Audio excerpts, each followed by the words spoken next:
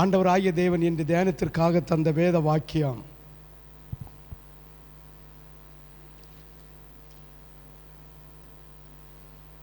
உனக்கு விரோதமாக எழும்புகிறவர்களை குறித்து நீ கவலைப்படாத.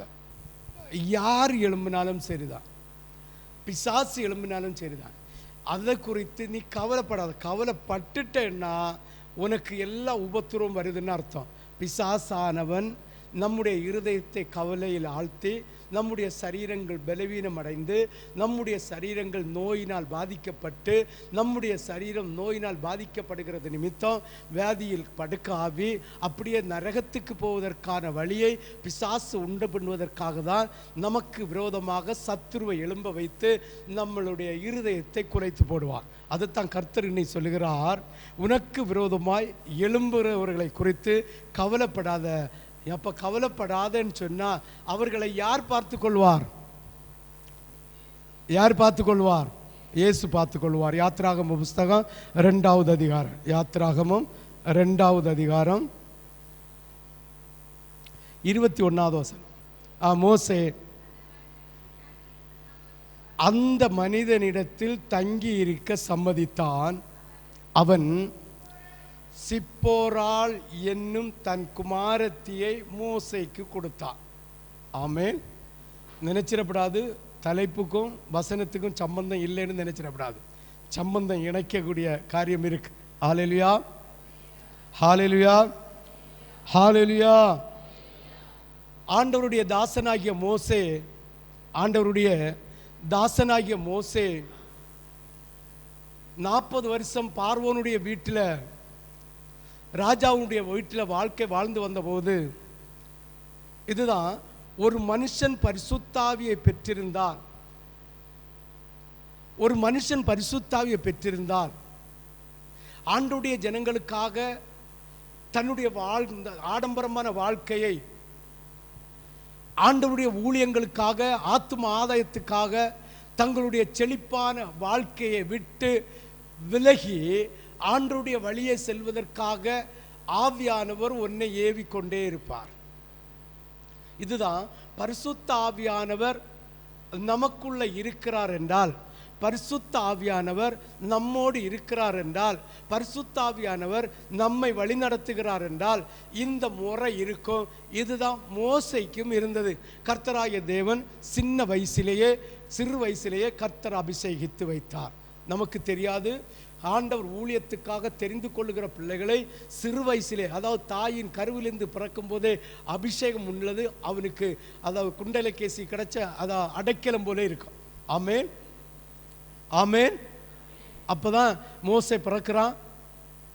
ராஜா 2 வயசுக்கு கீழே உள்ள பிள்ளைகளை எல்லாம் கொல்ல வைக்கிறான். அவனுடைய சகோதரி ஒரு பேழையை உண்டு பண்ணி, பெட்டியை உண்டு பண்ணி அதில் வச்சு ஆற்றில் விடுகிறா. இதை அரண்மனையில் உள்ள ஸ்திரீ பார்க்குறா. அந்த பிள்ளையை எடுத்து விளக்குக்கு திட்டம் போடுகிறா. அந்த பிள்ளையை பார்த்தா அவ்வளோ ஐஸ்வர்யமாக இருந்து, அதான் சொல்லுவாங்க, பார்த்தா கன்னத்தை பிடிச்சி கிள்ளலாம் போல, அப்படியே வாரி அணைச்சி கொள்ளலாம் போல, அவ்வளோ மூக்கு முடியமாக இருக்குன்னு சொல்லுவாங்க தெரியுமா? பிள்ளைகளை பார்த்துட்டு, சின்ன பிள்ளைகளை பார்த்துட்டு அவ்வளவு அழகா சௌந்தரியமாக இருந்தானா. இதை கண்ட இந்த பார்வோனுடைய மனைவிக்கு விடக்கு மனசில்லை, வழக்கு தீர்மானிச்சா. ஆனால் தாய்ப்பால் கொடுக்க ஆள் இல்லைன்னு யோசித்துட்டு இருக்கும்போ இந்த மரியம் அதாவது சகோதரி வாரா. வந்து என்ன ராணியன்னு கேட்டப்போ ராணி இந்த விவரத்தை சொல்கிறா. இல்லை, நான் எபிரேய ஸ்திரியை உன்னை கூட்டிகிட்டு வரட்டா, அவன் பிள்ளைக்கு தினந்தோறும் வந்து பால் கொடுத்துட்டு வருவான்னு சொல்லி அந்த அந்த மோசனுடைய சொந்த அம்மாவையே இவ கூட்டிகிட்டு வந்து, இவ டெய்லி அரண்மனைக்கு போய் காலையும் சாயங்காலம் பால் கொடுக்குற நேரமெல்லாம் பால் கொடுத்துட்டு வருவாள். அப்படி மோசைய ஆண்டவர் சிறு வயசுலேருந்து அபிஷேகம் பண்ணி யார் கையில் கொண்டு வளர்த்த கொடுத்தினார்? ராஜாவுடைய கையில் வளர்த்த கொடுத்தினார். 40 வருஷம் அவன் கல்லாத கல்வி இல்லை, அவன் படிக்காத அடிமுறை இல்லை. அதாவது அப்பியாசியம், மிலிட்ரியில் என்னெல்லாம் செய்யணுமோ அத்தனை அப்பியாசியங்களையும் படித்து முடித்தான். 40 வயசாகுது. ஆமென். அப்போ ஆண்டவருடைய ஊழியத்துக்காக மோசையை தெரிந்து கொண்டு போவதற்கு எத்தனை வருஷம் காத்திருந்தா சொல்லுங்களேன்? இயேசு பிதாவுடைய அபிஷேகத்தை பெற்று ஊழியம் செய்வதற்கு எத்தனை வருஷம் காத்திருந்தார்? தெரியாது, சத்தமா சொல்லுங்களா? 30 வருஷம். நம்ம யோசேப்பு ஆண்டவருடைய தரிசனத்தை பெற்று திரும்ப ஆண்டவருடைய ஜனங்களுக்காக, அதாவது உதவி செய்வதற்காக, திறப்பில் நிற்பதற்கு, அந்த மகிமையான மகத்துவத்தை பெறுவதற்கு எத்தனை வருஷம் காத்திருந்தா? 13 வருஷம். ஆமென். ஆபிரகாம் வாக்குத்தத்தத்தை பெற்று வாக்குத்தத்தத்தின் பிள்ளையை பெற்றெடுப்பதற்கு எத்தனை வருஷம் காத்திருந்தா? 25 வருஷம். இன்னைக்கு ஊழியக்காரங்களுக்கு இன்னைக்கு பரிசுத்தாவி கிடைச்சி நாளை ஜோமனை தொடங்கியாச்சுன்னா மத்தின உடனே ஊழியம் செய்யணும். ஆமென், ஆமென். காத்திருப்பு இல்லை. நான் நம்ம சபையை சொல்லலை, உலகத்தில் நடக்கிற சூழ்நிலையை சொல்றேன். காத்திருப்பு இல்லை. இந்த மோசையை 40 வருஷம் வளர்த்து ஆவியானவர் கூட இருந்து செயல்படுத்தி கொண்டே இருந்தார். ராஜாவிடம் நின்று பேசுவதற்கு, ராஜாவை எதிர்ப்பதற்கு, ராஜாவோடு பேசுவதற்கான திராணியை உண்டு பண்ணுவதற்காக 40 வருஷம் அந்த பார்வோனுடைய சமூகத்தில் வளர வைத்தார். ஆமென், ஹல்லேலூயா, ஹல்லேலூயா. 40 வருஷம் முடியும் போது ஆவியானவர் உள்ள இருந்து ஏவுகிறார், நீ இந்த இடத்தில் இருந்தால் சரியாகாது என்று. அப்பொழுது அவனுடைய இருதயம், எபிரேயர் ஜனங்கள், இஸ்ரவேல் ஜனங்கள், என் தேவனுடைய ஜனங்கள் எல்லாம் எங்கே இருக்கிறார்கள்? அடிமைப்பட்டிருக்கிறார்கள், இந்த தேசத்தில் அடிமைப்பட்டிருக்கிறார்கள். இதை மீட்டெடுக்க வேண்டுமானால் நான் இந்த சுகமான வாழ்க்கை என்ன செய்யணும்? வெறுக்கணும், ஆடம்பரமான வாழ்க்கை வெறுக்கணும் என்று சொல்லி தன்னுடைய சுகபோகத்தை எல்லாம் விட்டு அவன் வெளியில ஏறுகிறான். போகும்போது 2 எபிரேயர் அடி போடுறாங்க. அடி போட்ட உடனே ஒரு எபிரியனும் ஒரு ஒரு ஒரு ஒரு ஒரு ஒரு எகிப்தியன் அடி போடணும். ஆண்டவராகிய தேவனுடைய பிள்ளை எபிரியனுக்கு, அதாவது இஸ்ரவேலனுக்கு துணை நின்று எந்த எகிப்தியனை கொன்று பூத்தி போட்டான். பாருங்க, இது நம்ம தமிழ்நாட்டுடைய பண்பாடு. எவன் ஒருத்தனுக்கு சப்போர்ட் செய்யானோ அவனை காட்டி கொடுத்து போடுவேன், அவனை கொல்ல வழி தருவன். 2வது இயேசு கிறிஸ்துவை காட்டி கொடுத்தது யாரு? ஆமென், ஹல்லேலூயா. அப்போ நல்லா புரிஞ்சுக்கணும், இது இன்னைக்கு இல்லை, அன்னைக்கு நடந்து. இதில் ஒருத்தனை கொண்டு மணலில் பூத்தி போட்டானா மறுநாள் திரும்ப வரம்பா இந்த 2 எபிரியன் அடி வச்சோன்னா, ஏன்டா நீங்கள் உங்களுக்குள்ள சகோதரருக்குள்ள அடி வச்சதுன்னு கேட்டோன்னா, இவன் சொல்ல, நீ அவனை புண்ண போல எங்களை பூத்தா வர, இப்போ ராஜாட்ட சொல்லி கொடுத்து போடுவேன்னு. இவன் பயந்து ஓடுறான். மோசே என்ன செய்கிறான்? பயந்து ஓடி ஒரு இடத்துல இருக்கிறான். எங்கே இருக்கிறான்? ஒரு இடத்துல இருக்கிறான். ஹல்லேலூயா. ஒரு இடத்துல இருக்கும்போது அப்போதான் ஈசாக்கு பெண் பார்த்த சீனு. ஆமென். யாக்கோபு மாமனார் வீட்டுக்கு போகும்போது நடந்த சீனை போல அதே தான் மோசைக்கு நடந்து அங்கே போய் இருக்கிறான். ஒரு நீரூற்று அண்டையில் போய் இருக்கிறான். அப்போ அங்கே தண்ணி கொடுப்பதற்காக அந்த ஆடுகளை மேய்த்து கொண்டு வந்து தண்ணி கொடுப்பதற்காக ஸ்திரீகளும் ஆடுகளை மேய்த்து கொண்டு வரார்கள். ஆடுகளை மேய்ச்சது யாரு? சொல்லுங்களேன். ஸ்திரீகள்னா யாரு? பொம்பிள்ளையா? நல்லா புரியணும்.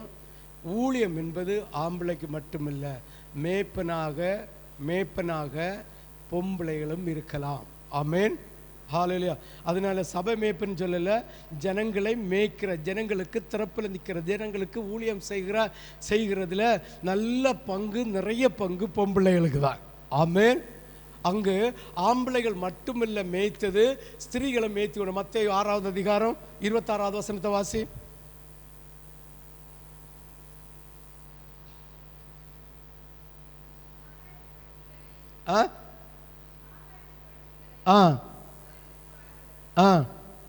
சரி, அது அப்படி இருக்கட்டு.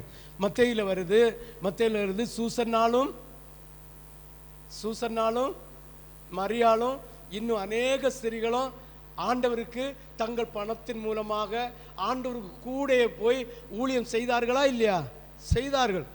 மெயின் பங்கு இந்த பயக்க எல்லாம் முன்ன நின்று பிரகாசிக்கிறது தான். நல்ல ஊழியம் செய்கிறது யாரு தான்? பொம்பளை தான். ஆமென், ஹல்லேலூயா, ஹல்லேலூயா, ஹல்லேலூயா. சரி, இது ஒரு பக்கம் இருக்க. இந்த ஆடுகளை மேய்ச்சி கொண்டு வரணும். ஆனால் தண்ணி காட்டாமல் நிற்கணும். தண்ணி காட்ட நிற்கணும்னா ஏன் நீங்கள் தண்ணி காட்டல கேட்டோன்னா, இது இங்கே உள்ள முறை, நாங்கள் தண்ணி காட்டினா எங்களை மற்ற மேய்ப்பர்களெல்லாம் சேர்ந்து அடித்து போடுவோம், விரட்டி போடுவோம். அதனால அந்த மேய்ப்பரெல்லாம் வந்து அவங்க ஆடுகளுக்கெல்லாம் தண்ணி காட்டி முடிஞ்ச பிறகுதான் எங்கள் ஆட்டுகளுக்கு தண்ணி காட்டணும். அது முடிஞ்ச ஒரு பெரிய கல்லை எடுத்து அடைச்சி வைப்பாங்கன்னு சொல்கிறாங்க. உடனே இவனுக்கு கோபம் வருது. யாருக்கு கோபம் வருது? மோசை கோபம் வருது. அப்படி சொன்னாங்களே, நீங்கள் வாருங்கன்னு சொல்லிட்டு கல்லை இலக்கி போட்டு அவங்களுக்கு ஆடுகளுக்கெல்லாம் என்ன செய்கிறான்? தண்ணி காட்டுறான்.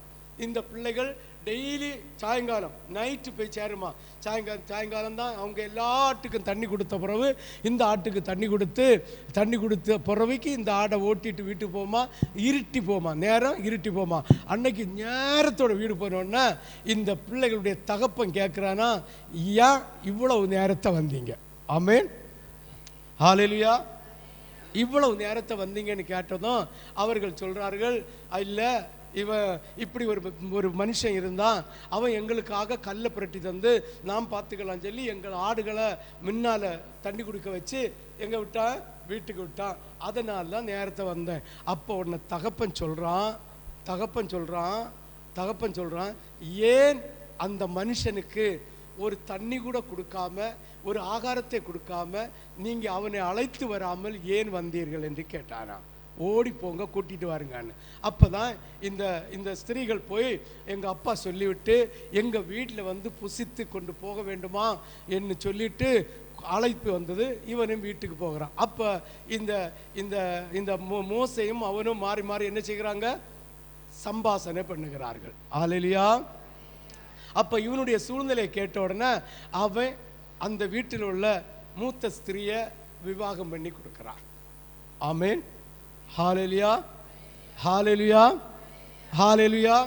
இப்போ வாசிங்க 2:21. மோசே அந்த மனிதத்தில் தங்கியிருக்க சம்மதித்தான். அவன் சிப்ராள் என்னும் தன் குமாரத்தியை மோசேக்கு கொடுத்தான். ஹல்லேலூயா, ஹல்லேலூயா. சிப்ராள் என்றால் பறவை. சொல்லுங்க பாப்போம், சிப்ரால்னா என்ன அர்த்தம்? சிப்ரால்னு பேருக்கு என்ன அர்த்தம்? பறவை. அதுலேயும் இன்னும் சொல்ல போனா சிறிய பறவை என்ற அர்த்தம். ஆமென், ஹல்லேலூயா. அவளுக்கு சுபாவமே பறவை. பறவைக்கு ஒரு நல்ல குணம் இருக்கு தெரியுமா? அதுதான் மத்தேயு 6:26 வாசி. மத்தேயு 6:26. ஆகாயத்து பட்சிகளை கவனித்து பாருங்கள், அவைகள் விதைக்கிறதும் இல்லை, அறுக்கிறதும் இல்லை, களஞ்சித்து அப்ப ஆகாயத்து பறவைகளை கர்த்தர் போஷித்தது போல இந்த பறவையினுடைய சுபாவத்தை உடைய சிப்ராளையும் கர்த்தர் போஷிக்கிறார். ஆமென், ஹல்லேலூயா. வேதம் சொல்லுது, ஆகாரத்துக்காக காக்கா கர்த்தரை நோக்கி கூப்பிடுமா. வேதத்தில் இருக்கா இல்லையா? பறவை காக்கா கர்த்தரை நோக்கி கூப்பிடுமா. யோபு எழுதின புஸ்தகம் 38:41 வாசிங்க. காக்கை குஞ்சும் ஆண்டவரை நோக்கி கூப்பிடுமா. யோபு 38. காக்கை குஞ்சுகள் தேவனை நோக்கி கூப்பிட்டு ஆகாரம் இல்லாமல் அலைகிற போது அவைகளுக்கு இரையை அவதரித்து கொடுக்கிறவர் யார்? ஆமென், புரியுதா உங்களுக்கு? ஆனால் நம்ம தான் என்ன செய்யும்? அவருக்கு சாயல இருக்கிற நம்ம தான், ஐயோ எனக்கு வருமானத்தை காணலை, எனக்கு செழிப்பை காணலை, எனக்கு கஷ்டம் வந்தாலே அந்த குழுக்கு கொடுக்கணும், இந்த குழு கொடுக்கணும், அந்த பேங்க்கு கொடுக்கணும், இந்த பேங்க்கு கொடுக்கணும்னு நம்ம செய்ய வேண்டியதெல்லாம் செய்து வச்சுட்டு நம்ம தான் பாருங்க, காக்க குஞ்சிய ஆகாரம் இல்லாத போது ஆண்டவரை நோக்கி கூப்பிடுமா. அவர் அந்த காக்க குஞ்சிகளுக்கு ஆகாரத்தை அவதரித்து, அதாவது பிடுங்கி கொண்டு கொடுப்பாராம். ஆமென், ஹல்லேலூயா. அப்போ நம்ம பயப்படணுமா? நமக்கு கஷ்டம்னு பயப்படணுமா? ஆகாரம் இல்லைன்னு பயப்படணுமா? வேதனைன்னு பயப்படணுமா? பயப்படப்படாது. ஹல்லேலூயா. அப்போ காக்கை குஞ்சியை போஷிக்கிற தேவன் நம்மை போஷிப்பாரா, போஷிக்க மாட்டாரா? போஷிப்பாரா, போஷிக்க மாட்டாரா? நிச்சயமா போஷிப்பார். ஹல்லேலூயா, ஹல்லேலூயா, ஹல்லேலூயா. ஆண்டவராகிய தேவன் நம்மை போஷிப்பார் என்கிற விசுவாசம் வேணும். இந்த பெந்தேகோஸ் மார்க்கத்தில் விசுவாசத்தாலே என்ன செய்யணும்? இந்த பெந்தேகோஸ் மார்க்கத்தில் விசுவாசத்தாலே கர்த்தர் என்னை போஷிப்பார் என்கிற நம்பிக்கை இருக்கணும். ஆமென், ஹல்லேலூயா. விசுவாசம் இல்லாமல் ஒருவனும் தேவனிடத்தை தரிசிக்க முடியாது. தேவனிடத்தில் எதையாவது பெற்றுக்கொள்ளலாம் என்றால் முடியாத காரியம். ஹல்லேலூயா, ஹல்லேலூயா, ஹல்லேலூயா, ஹல்லேலூயா. பாருங்க, பெந்தேகோஸ்து மார்க்கத்தில் நாம் விசுவாசத்தை வளர்க்க வேண்டும்.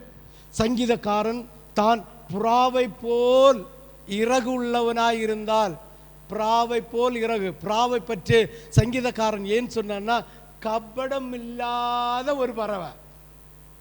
ஆமே, புறாவை போல இருந்தால் நாம் பறந்து சென்று இளைப்பாறி இருப்பேன் என்று சொல்லுகிறார்.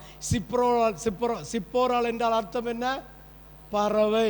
அப்போ பறவையை போல சுபாவமுடைய இந்த புறாவை போல பறவைகளை போல சுபாவமுடையவதான் சிப்ரால். சிப்ராலை பற்றி வேதத்தில் 3 இடத்துல வாசிக்கலாம். அதுக்கு மேலே இருக்கான்னு தெரியல, இருக்கக்கூடுமோ என்னதோ தெரியல. எனக்கு தெரிஞ்ச அளவில் 3 இடத்துல சிந்திச்சு பாருங்க. எவ்வளவு வைராக்கியம் நிறைந்த ஒரு ஊழியக்காரன், எவ்வளவு வல்லமை நிறைந்த ஊழியக்காரன், எத்தனை 10 வாதைகளில் நடத்தின ஊழியக்காரன், தலைச்சம்புள்ள சங்காரத்தை செய்த ஊழியக்காரன், செங்கடலை 2 பிளந்த ஊழியக்காரன், கண்மலையில் தண்ணீரை ஊற வச்சவன், அப்படியே அடுக்கிட்டே போலாம். அவன் செய்த அற்புதத்தை இதுவரை யாரும் செய்தது உண்டோ என்கிற சூழ்நிலையில் சிந்திக்கக்கூடிய விதத்தில் அற்புதம் செய்த அவ்வளவு கனம் பெற்ற ஊழியக்காரனுடைய மனைவிக்கு பேர் 3 இடத்துல வந்துருக்கு. இன்னைக்கு பாருங்க, ஊழியக்காரனுக்கு பெண்டாட்டி ஊழியக்காரனை விட முன்ன நிற்காளுவா. ஏன்னா ஊழியக்காரன் நிற்கும் போது கொஞ்சம் மங்கலாக இருப்பான்.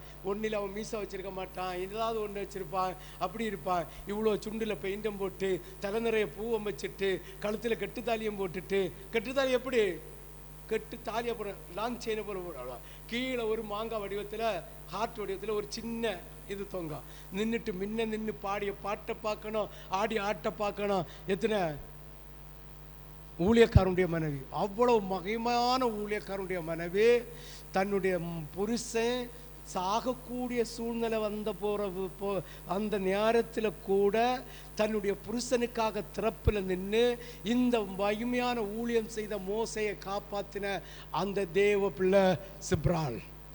ஆமென், ஹல்லேலூயா, ஹல்லேலூயா, ஹல்லேலூயா. சிந்தித்து பாருங்கள், யோசித்து பாருங்கள். ஒரு 3-4-5 பாயிண்ட்களை உங்களுக்கு சொல்லிட்டு நான் போவுக்கு கடமைப்பட்டிருக்கிறேன். ஆமே, சிப்ராலை பற்றி, வேற யாரை பற்றியும் இல்லை, சிப்ராலை பற்றி இது சொல்லி முடியும்போ உங்களுக்கு புரியும், பரம்பரை புரியும். நமக்கு விரோதமாய் யார் என்ன செய்தாலும் நம்ம கவலைப்பட வேண்டிய அவசியம் இல்லை. அந்த இடத்துல அந்த தேவ பிள்ளைகளை கொண்டு போசிப்பா. ஃபர்ஸ்ட்ல சிப்ரால் தன்னுடைய ஆடுகளுக்கு தண்ணி காட்டுவதற்கு வருத்தப்பட்டு கொண்டிருந்த போது மோசையை கொண்டு கர்த்தர் பாதுகாத்தார் சிப்ரால. ஆமென், ஹல்லேலூயா. சிப்ரால் என்றால் பறவை. அவள் கர்த்தரை மட்டும் எதிர்பார்ப்பறாயிருந்தாள். சிப்ரால் என்னென்றா கர்த்தரை மட்டும்தான் எதிர்பார்த்துட்டு இருப்பா. மனுஷனையோ உலகத்தையோ அவள் எதிர்பார்க்கவே இல்லை. ஆமென். தெரியுமா, சிப்ராளுடைய அப்பா ஒரு ஆசாரியன். ஆசாரியன் யாருக்கெல்லாம் தெரியும்? தெரியும். அவன் யாருக்கு ஆசாரியன்? விக்கிரக வழிபாட்டுக்கு ஆசாரியன். ஆமென். அப்ப நினைச்சு பாருங்க, சிப்ராளுக வீட்டில் எவ்வளவு ஐதீகம் இருக்கும், எவ்வளோ அந்த பூஜைக்கான இந்த செய்யணும், அந்த குங்குமம் அந்த சாமிக்கு இப்படி கும்பிடணும், இந்த சாமி கும்பிடணும். ஆசாரியனுடைய, அதாவது பாகாலுக்கு பலி செய்கிற ஆசாரியனுடைய வீட்டில் எவ்வளோ ஐதீகம் இருக்கும். அதுக்கு ஊடாக சிப்ரால் தேவனை நோக்கி பார்த்தாள். அந்த சிப்ரால் மூலமா அந்த ஆசாரியனும் மனம் மாறினா. அந்த ஆசாரியனுக்கு இருந்த மற்ற 7 பிள்ளைகளும் மனம் திரும்பினார்கள். ஆமென், ஹல்லேலூயா. அப்போ ஒரு குடும்பத்தில் இருக்கிற ஸ்திரீ தன்னுடைய புருஷனுக்காக கர்த்தரிடத்தில் திறப்பில் நின்று புருஷனை பாதுகாக்கிறவளாய் இருக்க வேண்டும். ஹல்லேலூயா, ஹல்லேலூயா, ஹல்லேலூயா, ஹல்லேலூயா. சிந்தித்து பாருங்கள், யோசித்து பாருங்கள். 2வது, ஆடு மேய்ப்பவள். லூக்கா எழுதின சுவிசேஷம் 8:3. லூக்கா 8:3.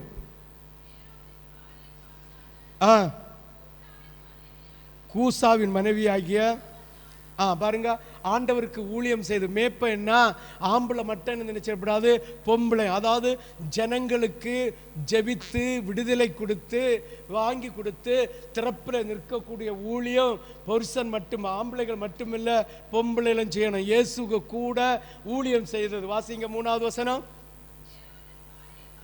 காரியக்காரனாகிய மனைவியாகிய லோவன்னாலும் சூசன்னாலும் தங்கள் ஆஸ்திகளால் ஆண்டவர். அப்ப இந்த மேய்க்கிற வேலை ஆண்டவருக்கு, ஜனங்களுக்காக திறப்பில் நிற்கிற வேலை ஆம்பளைகளுக்கு மட்டுமில்லை, பொம்பளைகளுக்கு.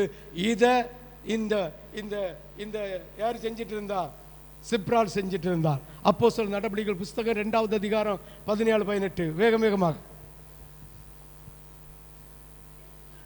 கடைசி நாட்களில் நான் மாம்சமான யாவர் மேலும் நான் ஆவியை ஊற்றுவேன், உங்கள் குமாரரும் யாரெல்லாம்? குமாரரும் குமாரத்திகளும். ஆமென் சொல்லலாமே. ஹல்லேலூயா, ஹல்லேலூயா. குமாரரும் குமாரத்திகளும். ஆமென் சொல்லலாமே. ஹல்லேலூயா. இனி லூக்கா 20:35-36 வாசி. லூக்கா 20:35-36. மர்மையையும் எழுந்திருக்கிறதுலையும்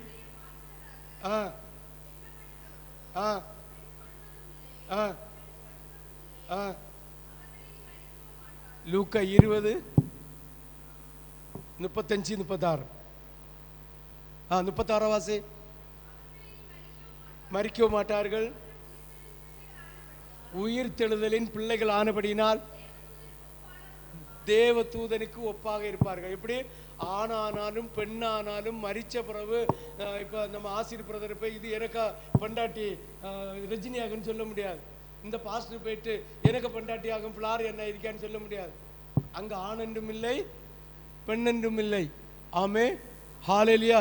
தேவ தூதர்களை போல இருப்பார்களாம். வெளிப்படுத்தின விசேஷம் 14 வாசி. வெளிப்படுத்தின விசேஷம் 14:4. அதான் 4:14. ஸ்திரீகளால் 14:4 சரிதானா? ஸ்திரீகளால் தங்களை கரைப்படுத்தாதவர்கள் இவர்களே. இது ஸ்திரீ. யாரு? கற்புள்ளவர்கள் ஸ்திரீகள்.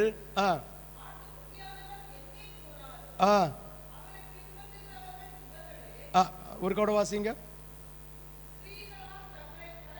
ஸ்திரீகளால் தங்களை கரப்படுத்தாதவர்கள் ஆம்பளையா? ஆமென் சொல்லு. ஹல்லேலூயா. அங்கே போகிற சீயோனுக்கு போகிறவங்க இனி நிறைய பேர் சொல்லிட்டு இருக்கோம், பொம்பளை சீயோனுக்கு போவாது, ஆம்பளை தான் போக முடியும், ஆம்பளை தான் ஊழியம் செய்ய முடியும், சீயோனுக்குள்ள ஊழியம் ஆம்பளை தான் செய்ய முடியும்னு சொல்கிறாங்க இல்லையா? No no no no no no. ஸ்திரீகளால் கரைப்படாதவர்கள் ஆம்பளைகள், அடுத்தது கற்புள்ளவர்கள் ஸ்திரீகள். 2 பேரும் போய் தான் தேவ தூதர் போல அங்கே இருக்கிறது. எப்படி ஆம்பளைகளுக்கு இடம் கரெக்டா இருக்குதோ சரி சமமாக பொம்பளைகளும் சீயோனுக்கு போவார்கள். ஆமென், ஹல்லேலூயா. இப்ப லூக்கா 20:36 வாசி.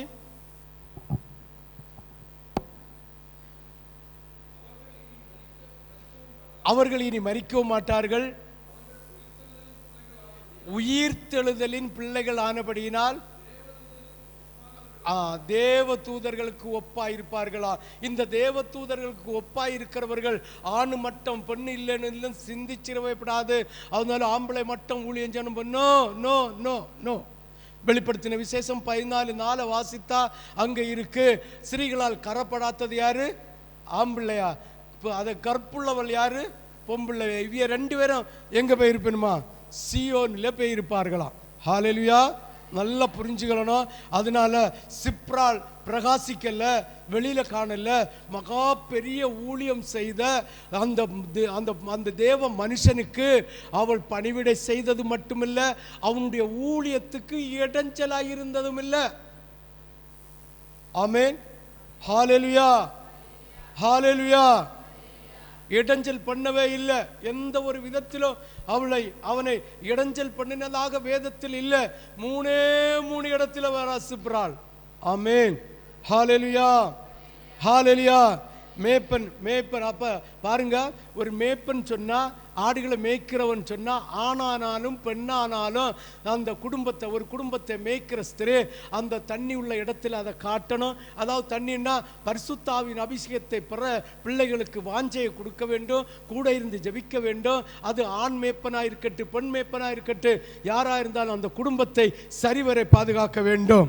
ஹல்லேலூயா, ஹல்லேலூயா. அந்த குடும்பத்தில் பிள்ளைகளுக்கு ஏதாவது ஒன்று வந்தால் காயம் கட்ட வேண்டும்.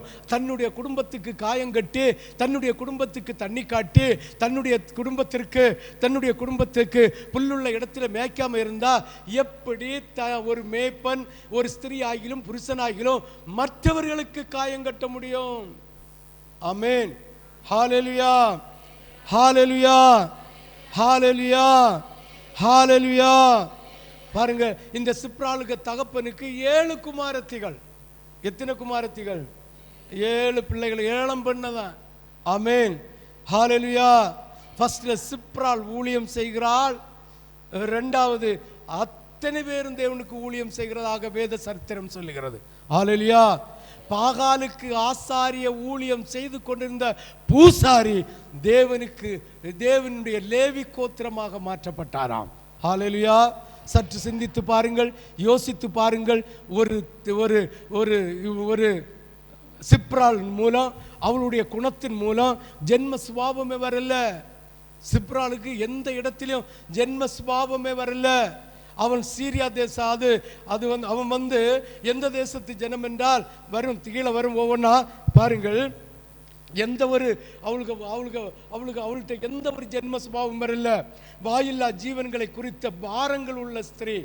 எப்படி இன்னைக்கும் சொல்றேன், வீட்டில் அனிமல்ஸுக்கு மேல எந்த பிள்ளைக்கு பாசம் இருக்குதோ, அனிமல்ஸுக்கு போஷிக்கணும், அனிமல்ஸுக்கு ஆகாரம் கொடுக்கணும், அதான் வாயில்லா ஜீவன்களுக்கு போஷிக்கணும்னு எந்த ஒரு ஸ்திரீக்காயிலும் எந்த ஒரு புருஷனுக்காகிலும் தாகம், அந்த விருப்பம் இருக்குதோ, அவர்கள் நிச்சயமாக கர்த்தருடைய ஜனத்தை மேய்ப்பதற்கு தகுதி உள்ளவர்கள். ஆமே. சில பொம்பளைகளுக்கு தெரியுமா, பூச்சை பிடிச்சாது, பட்டி பிடிச்சாது, சரி, அணில் பிடிச்சாது, ஆண்டவருக்கு பிரியமான கோழி பிடிச்சாது, கோழிக்கு முட்டை பிடிச்சோம், கோழிக்கு இறைச்சி பிடிச்சோம், கோழி பிடிச்சாது. அவர்கள் 100க்கு 100 சொல்ல. அது இயற்கையா கர்த்தர் கொடுத்த சுபாவம். வாயில்லாத ஜீவன்களை போஷித்து நடத்த கற்றுக்கொள்ளுகிறவன் வாய் உள்ள ஜீவனாகிய தேவனுடைய ஜனங்களையும் அவன் போஷிப்பார். ஏன்னா வாயில்லாத ஜீவனுக்கு போஷிக்க இரக்க குணம் உள்ளவன் இயேசுக சாயலில் இருக்கிற பிள்ளைகளுக்கும் போஷிக்க இரக்க குணம் உள்ளவனா இருப்பான். ஆமென், ஹல்லேலூயா. சிலைகளுக்கு பிடிச்சாது, அனிமல்ஸ்னாலே பிடிச்சாது. வாயில ஜீவனுக்கு போசிக்க. வீட்டில் ஒரு பூச்சிக்குட்டி இருக்கட்டு பார்ப்போம், அந்த பொம்பளை வீழ நின்னா கூட ஆகாரத்தை கொடுக்க மாட்டாளோ, எப்ப இது எனக்கு பிடிச்சாது.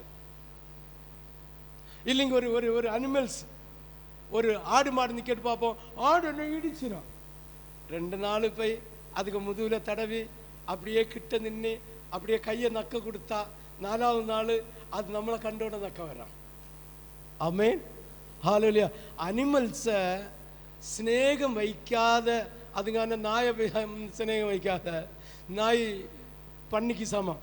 நாயின் கிரயமும் சொல்லுங்களா, வேசியின் கிரயமும் தேவனுடைய சமூகத்தில் வரப்படாது.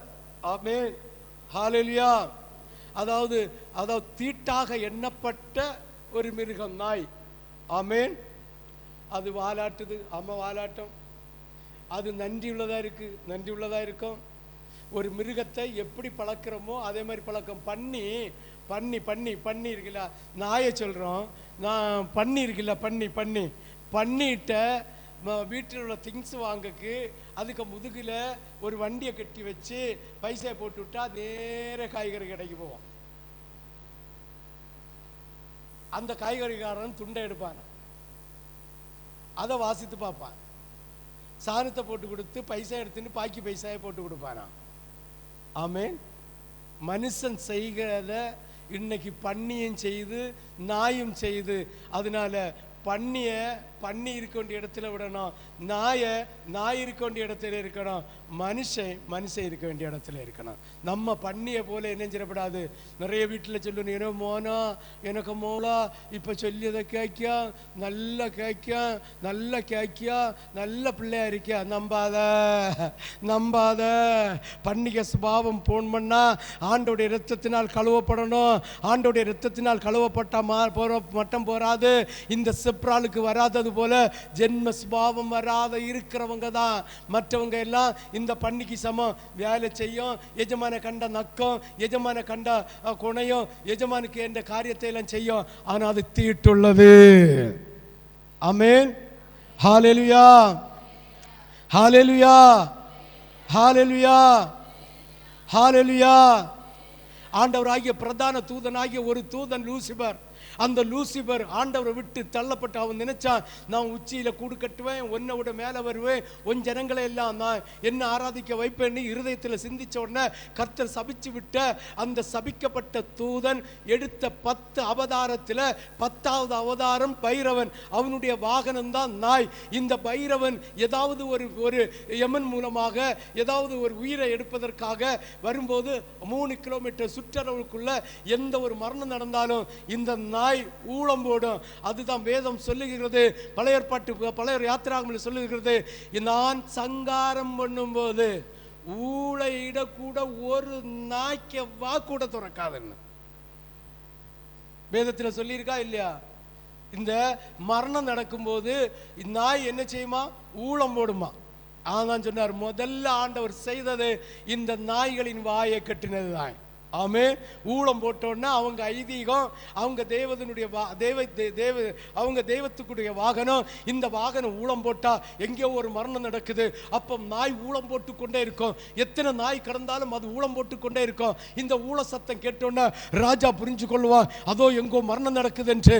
அப்ப தலைச்சி பிள்ளை சங்காரம் நடக்குது என்று அறிந்து, செலத்தம்பிள்ளை சங்காரம் நடக்குது என்று அறிஞ்சு இஸ்ரவேல் ஜனங்களை போக விடாமல் அங்கே வெட்டி வீழ்த்துவான் என்பதை அறிந்து கொண்டு சத்ருவின் வாயை கட்டின தெய்வம் அதுதான் நாயினுடைய வாயை கட்டினது.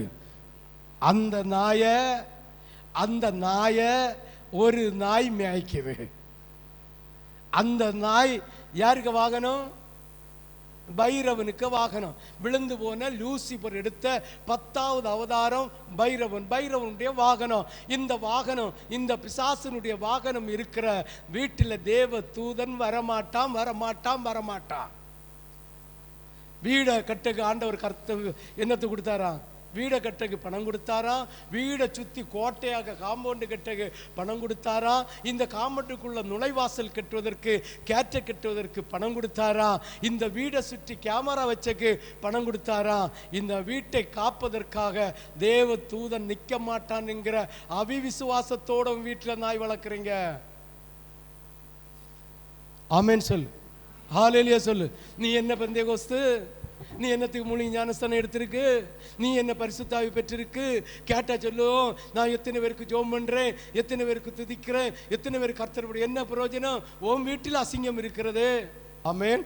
வாசிங்கள் நீதிமொழிகள் 24:23. நீதிமொழிகள் 24:23.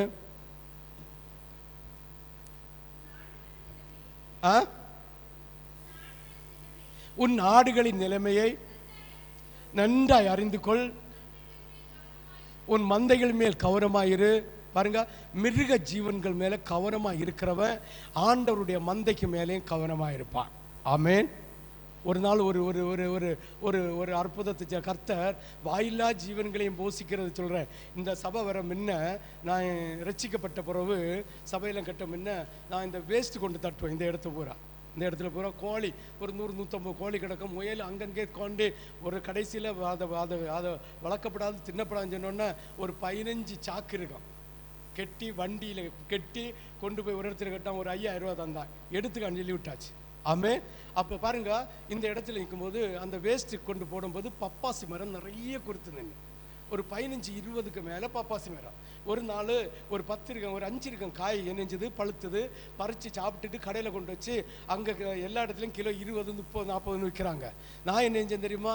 அழகாக பறித்து ஒரு பால் கூட படாமல் கிளியராக வச்சு கழுவி கொண்டு வச்சு கிலோ 10 ரூபாய் கொடுத்தேன். ஒரு நாளையில் விற்றுது. இருந்து பப்பாசியும் இப்படி விற்கிதான்னு நினச்சிட்டு மறு 3ஆவது நாள் 4ஆவது நாள் பார்க்கும்போது எதேசம் பாதி பப்பக்காயில் சவுத்து இருக்கு. நான் ஒரு சின்ன முளை யானி உண்டு, முளை யானி பாருங்க, நல்லா புரிஞ்சுலுங்க. அந்த யானியை கொண்டு வச்சு கிட்டத்தட்ட எப்படியும் ஒரு 1000 காய்க்கு பறிக்கலாம். ஒரு பப்பக்காயில் எப்படியும் 8 காய் 9 காய். ஏன்னா சின்ன செவத்ததையும் பறிக்கலாம், பழுத்ததையும் பறிக்கலாம். அப்போ தான் நமக்கு 3 நாள் 4 நாளில் என்ன செய்யும்? வித்துதேன். யானியை கொண்டு வச்சு ஒரு பப்பக்காயில் கை வச்ச உடனே ஆண்டவர் சொல்கிறாரு, என்னுடைய பட்சிகள் போசிக்க நீ கொடுக்க மாட்டியோன்னு கேட்டார்.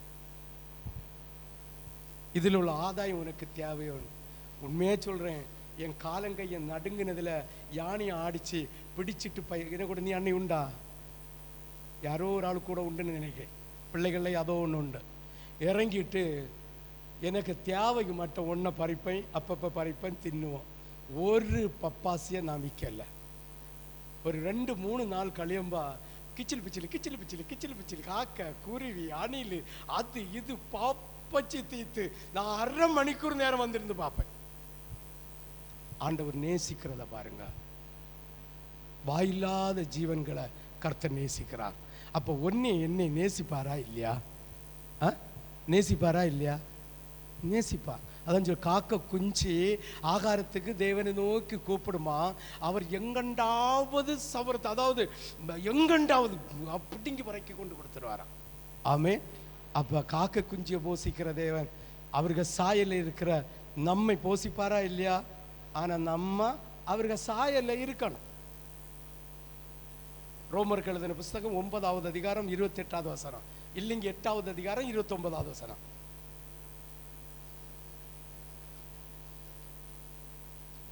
ரோமருக்கு எழுதின புஸ்தகம் 8:29 28 வசனத்தை சொல்லி 8:29. தம்முடைய குமாரன் தேவனுடைய சகோதரருக்குள்ளே முதல் மகனாக இருக்கும் பொருட்டு எவர்களை முன் அறிவித்தாரோ அவர்களை யாருக்கு சாயலுக்கு? குமாரனுடைய சாயலுக்கு ஒப்பாய் இருக்கும்படி முன்குறித்திருக்கிறார். ஆமே. அப்போ அவருடைய சாயலில் இருக்கிற பிள்ளைகளை எப்படியாவது எந்த சூழ்நிலையாவது அவர் பிள்ளைகளை போஷிப்பது அதிக நிச்சயம். யாத்திராகமும் 2வது அதிகாரம் 16-18. யாத்திராகமும் 16 2வது அதிகாரம் 16-18. மீதியான் தேசத்து ஆசாரியன் பாருங்க. இந்த இந்த இந்த இந்த இந்த ஸ்திரீ யாது ஸ்திரீ? இந்த சிப்போராள் எந்த தேசத்து ஸ்திரீ? மீதியான் தேசத்து ஸ்திரீ. அவர்கள் கலக பண்ணுகிறவர்கள், அவர்கள் யுத்தத்துக்கு பிரியமாக இருக்கிறவர்கள், சண்டையும் வாதும் சும்மா தர்க்கமும் பர்க்கமும் செய்து கொண்டிருக்கிறவர்கள். அப்படி இருக்கிற கூட்டத்துக்குள்ள ஒரு சிப்ரால் அவனுடைய வாயை அடக்கி கர்த்தருடைய பிள்ளையாக காத்திருந்தாளாம். ஆமென். ஹல்லேலூயா, ஹல்லேலூயா. அவளுக்கு இருதயத்தில் எந்த ஜென்ம சுபாவமும் எழும்பல்ல.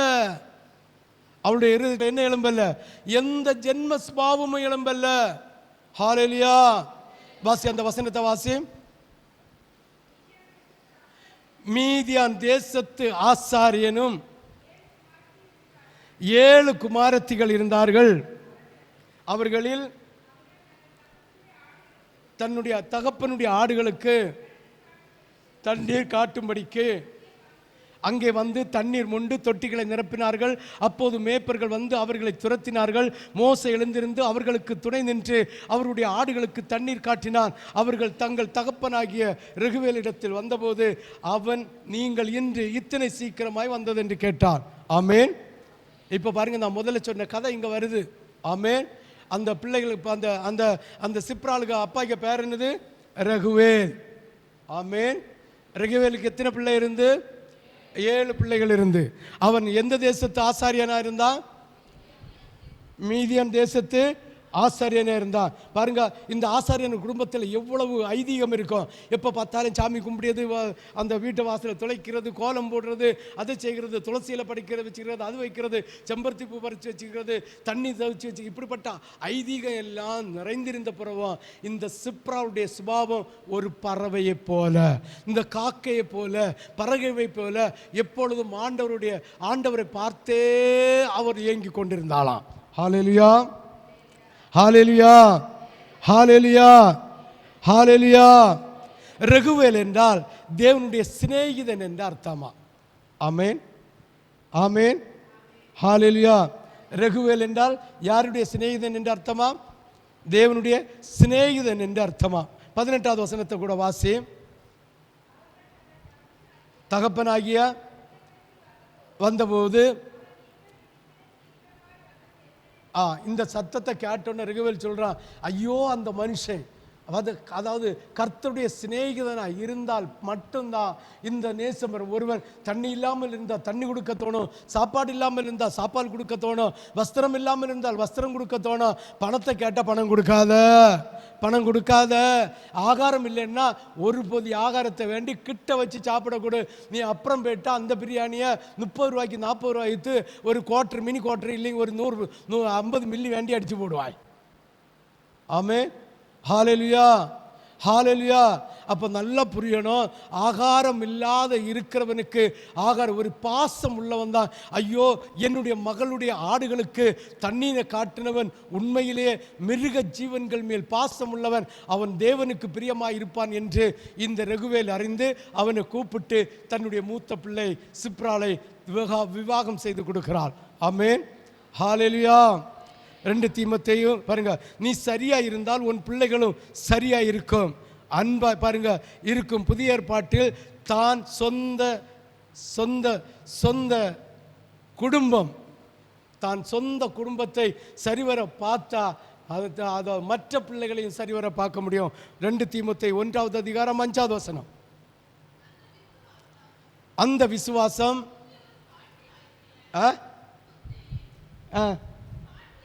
பாட்டியாகிய தாயாகிய உள்ளும் நிலைத்து. நல்லா புரிஞ்சுளுங்க. பாட்டி விசுவாசி, அம்மா ஊழியக்காரை, மகன் தீர்க்கதரிசி. நம்ம கரெக்டாக இருந்தா, கேளுங்க ஸ்திரீகளே, நம்ம கரெக்டாக இருந்தா நம்ம பிள்ளைகள் கரெக்டாக இருக்கும். நம்ம விசுவாசத்தோடு இருந்தால் நம்ம பிள்ளைகள் ஊழியம் செய்யும், அவருடைய பிள்ளைகள் தீர்க்கதரிசியாக இருப்பாள். ஒரு கூட செம்மையா வாசிங்க சத்தமா. அந்த விசுவாசம் யார் அது? அதுக்கு முன்ன உள்ள பேரு, அதுக்கு முன்ன ஃபர்ஸ்ட் தொடங்கு. அந்த விசுவாசம் அது முந்தி உன் பாட்டியாகிய. யாரை பார்த்து சொல்றேன்னா ஒரு தீர்க்கதரிசியை பார்த்து சொல்றான். தீர்க்கதரிசின்னா கர்த்தருக்கு ஊழியம் செய்கிற தேவ பிள்ளையை பார்த்து. உன் பாட்டி விசுவாசியா இருந்தா, அதுக்கு அடுத்து உன் அம்மா ஊழியக்காரா இருந்தா, இன்னைக்கு நீ என்ன செய்த தேவனுக்கு? அப்ப விசுவாசத்தில் நம்ம பிள்ளைகளை குடும்பத்தை கரெக்டாக வச்சிருந்தா நம்ம தலைமுறை 3 தலைமுறை 4 தலைமுறைக்கு ஆண்டவருடைய விசுவாசம் குறையாமல் இருக்குமா? ஹல்லேலூயா, ஹல்லேலூயா. இன்னைக்கு ஒரு இந்த பெந்தேகோஸ்காரர்களுக்கெல்லாம் ஒரு சோக்கேடு உண்டு தெரியுமா? கஷ்டப்பட்டு வேதனைப்பட்டு துன்பப்பட்டு வாழ வழி இல்லாத இருக்கும்போது ஆண்டவருடைய பெந்தேகோஸ் சபைக்கு போய் சேருவார்கள். அங்கு போய் கர்த்தரை துதிப்பார்கள், அங்கு இருக்கிற உபதேசத்தை கேட்பார்கள். உபதேசத்தை கேட்டு மனம் திரும்பி அர்ப்பணித்து எல்லாத்தையும் கலத்தி பறக்கி எல்லாம் வச்சுட்டு, ஐயோ பிள்ளைகள் நல்லா இருக்க வேண்டும், பிள்ளைகள் ஆஸ்தி உடையவர்களாய் வாழ வேண்டும், பிள்ளைகள் ஐஸ்வர்யவனாய் வாழ வேண்டும் என்கிற தாகத்தோடு எல்லாத்தையும் அர்ப்பணித்து என்ன செய்வாங்க? ஞானஸ்தானம் எடுத்து சோத்திரம் சோத்திரம் சோத்திரம் சோத்திரம் சோத்திரம் என்று சொல்லி பிள்ளைகளுக்கு ஆசீர்வாதத்தை வாங்கி கொடுப்பார்கள். பிள்ளைகள் படித்து நல்ல டாக்டர் ஆவார்கள், இல்லை நல்ல ப்ரொஃபஸர் ஆவார்கள், இல்லை விஞ்ஞானி ஆவார்கள். அப்படி இருக்கும்போது பிள்ளைகளுக்கு நகை போட்ட மார்க்கத்திலிருந்து திருமணத்தை செய்து வைக்கிறார்கள். ஆமென், ஹல்லேலூயா. நம்ம சபையில் இருக்கிறவங்க என்ன செய்யப்படாது? இருக்கப்படாது. நீ இன்னைக்கு எடுத்த விசுவாசம் உன் பாட்டிக்குள்ளேயோ உன் அம்மாவுக்குள்ளேயோ உனக்கிட்டையும் இருக்கிறது போல 3 தலைமுறைக்கு மட்டுமில்ல, 7 தலைமுறைக்கு மட்டுமில்ல, நம்முடைய சந்ததியின் தலைமுறை ஆத்தமுறைக்கு இந்த விசுவாசம் இருக்கணும். ஆமென். ஹல்லேலூயா, ஹல்லேலூயா, ஹல்லேலூயா. யாருக்கு புரியுது? புரிஞ்சவங்க மட்டும் ஒரு அல்லேலூயா சொல்லுங்களா. உண்மையாக சொல்கிறேன். இன்னும் நான் எனக்கு விரல் விட்டு சொல்லல, விரல் விட்டு என்ன அதை கண்ணை அடைச்சிட்டு சொல்ல தெரியும். ஒரு சமயத்தில் சாப்பிட வழி இல்லாமல், 50 பைசா எடுக்க வழி இல்லாமல், 1 பைசா இல்லாமல் துதிச்சு துதிச்சு துதிச்சு பாட்டியும் தாத்தாயும் கடைசி வரைக்கும் இருந்து ஆண்டவரே ஆண்டவரே ஆண்டவரேன்னு விழித்து அர்ப்பணித்து பிள்ளைகளையும் அந்த அர்ப்பணிப்பத்தில் வளர்த்து ஆசீர்வாதம் வரும்போது அவருடைய பிள்ளைகள் டாக்டராகவும் இல்லை என்ஜினியராகவும் இல்லை ப்ரொஃபஸராகவும் போகும்போது அந்த பிள்ளைகளுக்கு ஐயோ பிள்ளைகளுக்கு தகுந்த ஒரு திருமணம் பார்க்க வேண்டும், உலகத்திலே கனம் பெற்றவர்களாக இருக்க வேண்டும் என்று நகையும் சுண்டில் லிஸ்டிக்கும் அப்படியே ஆடம்பரமான வாழ்க்கையும் வாழ வேண்டிய ஒரு வாழ்க்கையை இந்த பெற்றோர்கள் ஏற்படுத்தி கொடுக்கிறார்கள். சாபம். ஆமென். ஹல்லேலூயா. அப்போ நல்லா திங்கணும் பாருங்க. உன் பாட்டியும் உன் அம்மையும் எப்படி இருந்தனும்? விசுவாசத்துக்குள்ள இருந்தனா. இப்ப நீ அதாவது பாட்டி யாரு? விசுவாசி. அம்மை யாரு? ஊழியக்காரி. பேரன் யாரு? தீர்க்கதரிசி. இதுதான் பெந்தேகோஸ்து வாழ்க்கையுடைய அறிகுறி, வாழ்க்கையுடைய முறைமை, வாழ்க்கையுடைய அடிச்சுவடு. இதை விட்டுட்டு கொஞ்சம் வசதி காரணம் ஒன்றும் இல்லாமல் இல்லைங்க வியாதியில் கண்டு செத்து போக்கு இருந்திருப்போம், இல்லை டைவர்ஸ் ஆக வேண்டிய சூழ்நிலையில் இருந்திருக்கோம், ஏதோ ஒரு சூழ்நிலை வாழ்க்கை அதை குழம்பி போட வேண்டிய சூழ்நிலையில் இருந்திருக்கோம். அந்த சூழ்நிலையில் என் செல்ல தகப்பன்ற வந்து சேர்ந்து இல்லைங்க ஏதோ ஒரு ஆவிக்குரிய சபைக்குள்ள போய் சேர்ந்து சோத்திரம் பண்ணி ஊழியக்காரன் காத்திருந்து அந்த விசுவாசத்தில் அந்த அந்த அந்த சாவுலண்டு மாறி அப்படியே கொஞ்சம் ஆசீர்வாதத்தை வந்து பிள்ளைகளை நல்லா படிக்க வச்சு நல்ல ஆசீர்வாதத்துக்குள்ளே கொண்டு வச்சு நல்ல நிலைமையில் வந்த உடனே ஐயோ எனக்கு பொண்ணு டாக்டர் படிச்சிருக்கிறா, டாக்டர் மாப்பிள்ளை இல்லாமல் எப்படி, அட்லீஸ்ட் ஒரு டீச்சர் மாப்பிள்ளையாவது இல்லாமல் இருந்தால் எப்படி? பெந்தேகோஸ்தில் எங்கே கிடைக்குது? ஏன்னா இவனை கண்ணெல்லாம் பூத்து போகுது, இவனை கண்ணெல்லாம் என்னது பூத்து போகுது என்று அவங்க ஸ்டேட்டஸுக்கு தகுந்த ஒரு திருமணத்தை பார்ப்பினா அந்த தலைமுறை தாண்டி அடுத்த தலைமுறை ரொம்ப பிச்சைக்காரர்களை விட கேடுகட்டதாகும். அவங்க தாத்தா ஒரு விஷயம் அல்லைங்க அப்பா ஒரு விஷயம் கஷ்டப்பட்டதை விட 7 மடங்கு பாடுகளை அந்த தலைமுறைக்கு கூட்டு வரான். ஆமென். ஹல்லேலூயா. இதுதான் வேதத்தினுடைய சத்தியம். ஹல்லேலூயா. அதனால நம்ம ஜாக்கிரதையா இருந்து மனம் திரும்ப வேண்டும். ஹல்லேலூயா, ஹல்லேலூயா. ஒருவரில் ஒருவர் அன்பா இருந்தால் எனக்கு சீசனா இருப்பீர்கள். எப்படி? இதெல்லாம் இந்த சிப்ராளுடைய சுபாவம். ஒருவரில் ஒருவர் அவ அன்பா இருந்துட்டே இருந்தா. இந்த அன்பு நமக்குள்ள பாருங்க. இன்னைக்கு பாருங்க அந்த சிப்ரால் அவள் இந்த பாட்டின்னு வச்சுக்கலாமே, பாட்டி விசுவாசத்தில் இருந்ததுனால அவருடைய பிள்ளைகளும் ஊழியம் பிள்ளைகளுடைய பிள்ளைகளும் இன்று தலைமுறையா லேவியின் கோத்திரம் வழியாக வந்திருக்கிறார்கள். ஆமென். சிந்தித்து பாருங்கள், யோசித்து பாருங்கள். யோவான் 15:8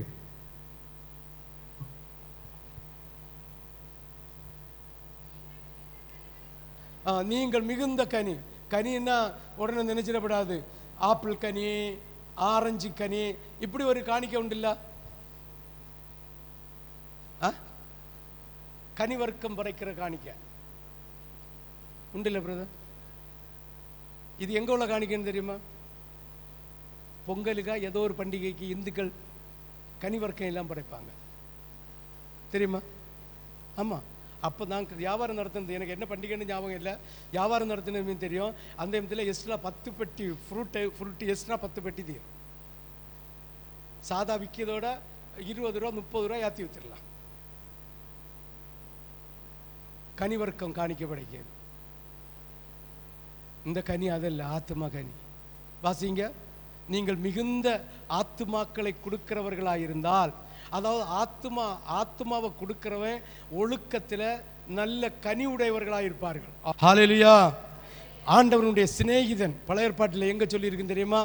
ஒருவரில் ஒருவர் அன்பாய் இருந்தால் எனக்கு சீசனாய் இருப்பீர்கள், எனக்கு சீசனாய் இருந்தால் தேவனுக்கு சிநேகிதனாய் இருப்பீர்கள். ஏசாயா தீர்க்கதரிசியின் புஸ்தகம் 41:8. ஏசாயா 41:8.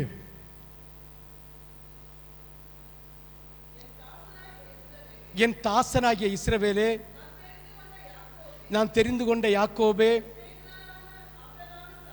எப்படி என் சிநேகிதனான ஆபிரகாமின் சந்ததி.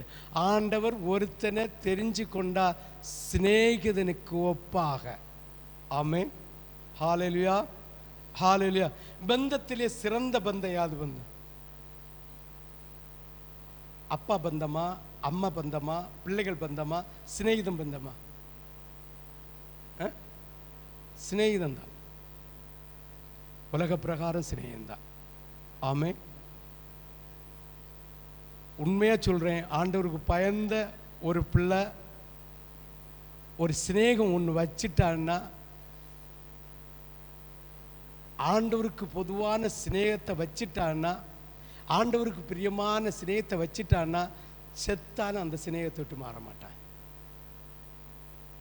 இதான் ஊழியக்காரனுடைய தன்மை. ஆமென். ஹல்லேலூயா, ஹல்லேலூயா. அந்த சிநேகிதனை விட்டு மாறுறது வரைக்கும் அதான் வாசிங்க பார்ப்போம். ஏசாயா 41:8. சீக்கிரம். என் சாசனாகிய இஸ்ரவேலே, யாக்கோபே, நான் தெரிந்து கொண்ட யாக்கோபே, என் சிநேகிதன் ஆபிரகாம பாருங்க, யாக்கோபுக்கு அந்த பேரு கொடுக்கல, ஈசாக்கு அந்த பேரு கொடுக்கல, ஆனால் தெரிந்து கொண்ட ஆபிரகாமுக்கு அவர் கொடுக்கிறார், என் சிநேகிதனே. ஆமென். ஹல்லேலூயா. ஆனால் 25 வருஷம் இல்லை, அவன் சாகிறது வரைக்கும் பிள்ளைய பலியிட கேட்டார், கொண்டு போகிறார். பாருங்க, பிள்ளை பிறந்தது 25 வருஷம் தாண்டி 14 வருஷம் கழிஞ்சு தான் குழந்தை பிராயம் தாண்டிச்சு. அப்போ வருஷத்தை கூட்டிடுங்க. அப்புறமும் ஒன்று அப்படியே இருந்து, உன் பிள்ளை எனக்கு சாவு பலிதான்னு கேட்குறாரு. பிள்ளைய கூட்டிகிட்டு போய் அவன் வெட்ட வாங்கும்போது தான் சொல்கிறாரு, என்னென்னு, நீ எனக்கு பயந்தவன்னு இப்போது காணுகிறேன். எத்தனை வருஷம் கழிஞ்சு? எத்தனை வருஷம் கழிஞ்சு ரட்சிக்கப்பட்டு ஞானஸ்தானம் எடுத்து 6 மாதம், 1 வருஷம், 2 வருஷம் வந்த உடனே, நான் என்ன பாஸ்டருக்கு தெரியல, என்ன பாஸ்டர் தெரிஞ்சல, நான் 2 வருஷமாக கூட இருக்கேன், 1 வருஷமாக கூட இருக்கேன், என்ன புரிஞ்சு கொள்ள முடியல. அவர் என்ன பாஸ்டர்? ஆபிரகாமுட்ட கிட்டத்தட்ட 42 வருஷம் தாண்டி, இல்லையா? 25 10 35 42 வருஷம் தாண்டி ஆபிரகாமை பார்த்து சொல்றாரு, இப்போதுதான் நீ எனக்கு பயந்த வேணும்னு அறிய. ஆமென். ஹல்லேலூயா. யாருக்கெல்லாம் புரியுது? புரிஞ்சவங்க ஒரு அல்லேலூயா சொல்லலாமே. இனி பாருங்க, மீதியார் தேசத்து பெண் ஒவ்வொருவருக்கும் ஜென்ம சுபாவம் உண்டு. இந்த பெண்ணின் ஜென்ம சுபாவம் என்ன? ஆமென். மீதியான் யார்? ஆபிரகாமுடைய மகன். மீதியான் எந்த தேசத்து? யாருடைய தேசம்? ஆபிரகாமுக்கு எத்தனை பிள்ளை உண்டு? 8 பிள்ளைகள். ஆமென். ஹல்லேலூயா, ஹல்லேலூயா, ஹல்லேலூயா. 1 சாராளுக்கு பிறந்து, 1 யாருக்கு பிறந்து? ஆகாருக்கு பிறந்து. பாக்கி 6 எண்ணமும் யாருக்கு பிறந்தது? கேத்தூரால். ஆமென். ஆமாம். அந்த வசனத்தை வாசிக்கும்பா யாருக்கும் தெரியாமல் நடந்த கல்யாணம், யாருக்கும் தெரியாமல் நடந்த கல்யாணம். ரொம்ப சுவாரஸ்யமாக இருக்கும். நேரம் இல்லை, அல்லிங்க கதையாட்டி இன்னும் கொஞ்சம் கூட சொல்லிட்டு போச்சு. ஆமென். சுவாரஸ்யமாக இருக்கும். வாசிங்க பார்ப்போம்.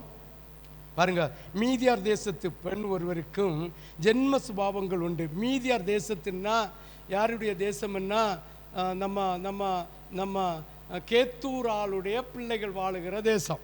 ஆமென். பாருங்க, அப்போ இந்த இவ யாருடைய வம்சம்? சிப்ரால், கேத்தூராளுடைய வம்சம்.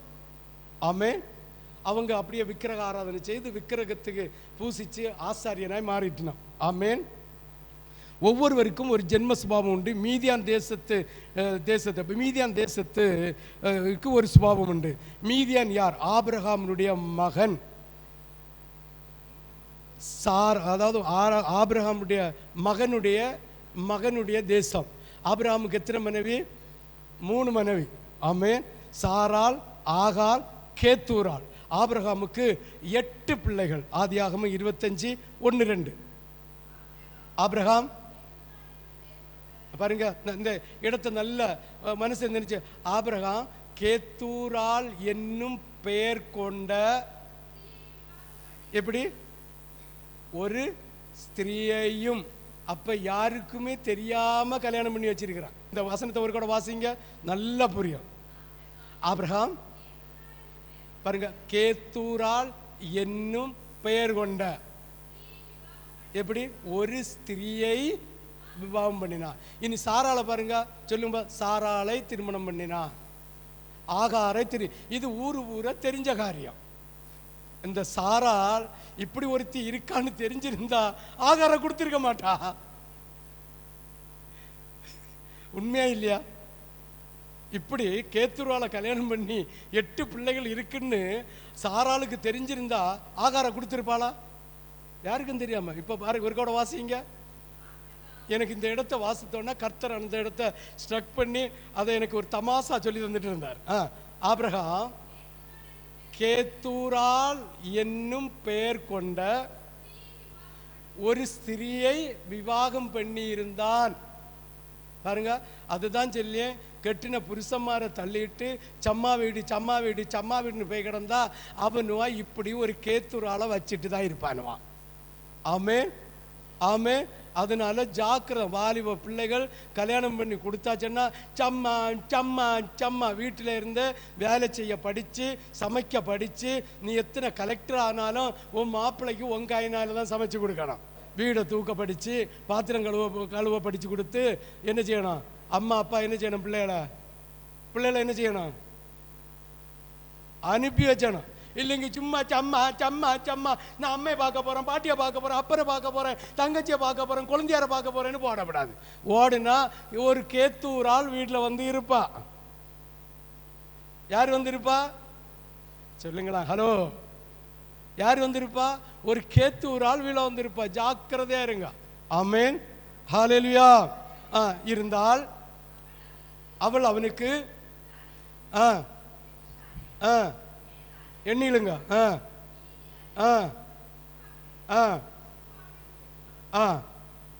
எத்தனை பெற்றா? அப்ப ஆபிரகாமுக்கு எத்தனை பிள்ளை? 8 பிள்ளை. இனி கடைசியில் வாசி ஒரு பிள்ளைக்கு பேர் என்ன? மீதியான். மீதியான். அந்த மீதியானுடைய தேசத்து ஸ்திரீ தான் இந்த ஸ்திரீ சிப்ரால். அந்த சுபாவமே இல்லை. அது இந்த சிப்ரால்னா பேர் என்னது? அர்த்தம் என்ன? பறவை. பறவை இல்லை, இந்த புறா போலத்த பறவை, அதாவது கடினமில்லாத பறவை, சாந்த குணம் உள்ள பறவை. அவ்வளவு ஏழ்மையாக இருந்தான். ஆமே. சரி, டைம் ஆகுது. இன்னைக்கு இடையில நிறைய உண்டு, நான் சுருக்கிறேன். இப்படி முடிஞ்சு பாருங்க. ஊழியத்துக்கு போகிறான், போகும்போது மனைவியை கூட்டிகிட்டு தான் போகிறான். ஆமே. எப்படி மோசே என்ன செய்கிறான்? மனைவியை கூட்டிகிட்டு போகிறான். போகிற வழியில் இவன் முறுமுறுத்துட்டே போகிறான். யார்? மோசே. என்னை கொண்டு பேச முடியாது, அது செய்ய முடியாது, இது செய்ய முடியாது, அப்படி செய்ய முடியாது, இப்படி செய்யாதுன்னு சொல்லிகிட்டே போகும்போது ஒரு இடத்துல தங்குறான். தங்கும்போது கர்த்தர் இறங்கி வருகிறார். யாரை கொல்லுக்கு அழைச்சது யாரு? 40 வருஷம் வழி நடத்தினது யாரு? முள்செடியில் தரிசனம் கொடுத்தது யாரு? இப்போ இவன் கீழ்ப்படியது இல்லாதனால யாரு இவனை கொல்ல வந்தது யாரு? நீ எவ்வளவுதான் ஊழியம் செய்தால், எத்தனை தான் பிரகாசிச்சாலும், ஆண்டவருக்கு பிரியமா நீ செய்யாம மனமடிவோட இருந்தா உன் சந்ததியை தீத்து கட்டி போடுவார். ஆமென். யாருக்கெல்லாம் புரியுது? நான் இந்த முக்கியமான பாயிண்ட் மட்டும் சொல்லிட்டு நான் செய்தியை முடிச்சிடுவோம். புரியுதா?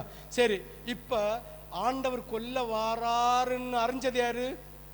சிப்ரால். ஏன்னா தேவனை முற்றும் அறிந்தவள். அவள் எதுக்கு வேணுமானாலும் ஆண்டவரை நோக்கி இருந்தாள். பார்த்தா ஆண்டவருடைய பிள்ளைகளாகிய எனக்கு 2 பிள்ளைகளையும், அந்த 2 பிள்ளைகளுக்கும் பேர் அர்த்தம் உண்டு, வேண்டாம், டைம் இல்லை, பிள்ளைகளுக்கும் இன்னும் உடன்படிக்கை செய்யலை. பிள்ளைகளுக்கு உடன்படிக்கை செய்யாத இருக்கிற தகப்பனை கர்த்தர் கொல்லக்கு பாப்பார். ஆமே. ஹல்லேலூயா, ஹல்லேலூயா, ஹல்லேலூயா. உடன்படிக்கை பண்ணாததை கண்டதும் ஐயோ, ஆண்டவராகிய தெய்வம் பிள்ளைகளை மட்டும் இல்லை என் புருஷனையும் கொண்டு போடுவார்னு கருக்கான ஒரு கல்லை எடுத்தா, நுனித்தோலை பிடிச்சா, அறுத்தா, காலுக்கிடையில தூக்கி எறிஞ்சா. அந்த ஸ்திரீனுடைய ஞானத்தை பாருங்கள். இன்னைக்கு இந்த ஞானம் புருஷனுக்கும் இல்லை, மனைவிக்கும் இல்லை. ஆண்டவரோடு உடன்படிக்கை செய்யாம ஆண்டவருக்கு எந்த காரியத்தை செய்தாலும் கர்த்தர் கொன்னு போடுவார் என்கிற பயம் இன்றைய கிறிஸ்தவர்களுக்கு இல்லை. எடுத்தெறிஞ்சிட்டா வந்த தேவன் அப்படியே திரும்ப போனார். முதல்ல குடும்பத்தை சரியா நடத்த பாருங்கள். ஆமென், ஹalleluya, ஹalleluya. சரி, முடிஞ்சு இந்த ப்ராப்ளம் முடிஞ்சு. நேரே மாப்பிள்ளையும் பொண்டாட்டி 2 பிள்ளைகளும் எங்க போகணும்? எங்க போகணும்? எகிப்துக்கு போகணும். அங்க வந்தோன்னே ஊழியத்தில் நெருக்கடி, ஊழியத்தில் நெருக்கடி, பார்வோர் நெருக்கடி கொடுக்குறான், ஜனங்கள் நெருக்கடி கொடுக்குறான். அப்போ புருஷனே மனைவியை பார்த்து சொல்கிறான், எடி நம்ம பிள்ளைகள் பாதுகாத்து அங்கே பத்திரமா இருக்கட்டு, எனக்கு பாதுகாக்க முடியாது, ஜனங்களுக்காக நான் ஓடிட்டு இருக்கிறேன், அதனால் கொஞ்சம் காலத்துக்கு நீ ஊழியத்தை நான் செய்கிறேன், நீ வீட்டில் உன் அப்பா கூட இருன்னு சொன்னால் இவ போகணுமா வேண்டாமா? போகணுமா வேண்டாமா? புரியலை நான் சொன்னது. யாருக்கெல்லாம் புரிஞ்சவங்க கை வைத்துங்க பார்ப்போம். எகிப்துக்கு போனா அங்க ஊழியத்தில் நெருக்கடி வருது, பயங்கர நெருக்கடி, குடும்பத்தை பார்த்துட்டு இருக்க முடியல, ஆண்டவருடைய ஜனங்கள் லட்சாதி லட்சமா இருக்குது, அவங்கள பார்க்கணும், அதில் நெருக்கடி வருது. அப்ப சொல்றான் மனைவிட்ட, 2 பிள்ளைகளையும் கூட்டிட்டு என்ன செய், அங்க போய் இரு, நான் இவங்களை மீட்டு வந்தவரும் ஒன்னு என்ன செய்யலாம், அழைச்சி கூட்டிட்டு வரலாம் சொன்னா சிப்ரால் கேட்கணுமா வேண்டாமா? சொல்லணுமா பிரதர்? ஆண்டுடைய வார்த்தைக்கு என்ன செய்யணும்? கீழ்ப்படிஞ்சு அவ போறா. இதான் சிப்ரால்.